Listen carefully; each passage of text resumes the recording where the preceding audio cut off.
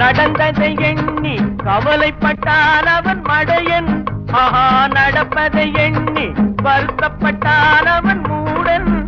போடா வருவது வரட்டும் என்பவனே நல்ல ரசிகன். அவன் இவனே, இவன் அவனே.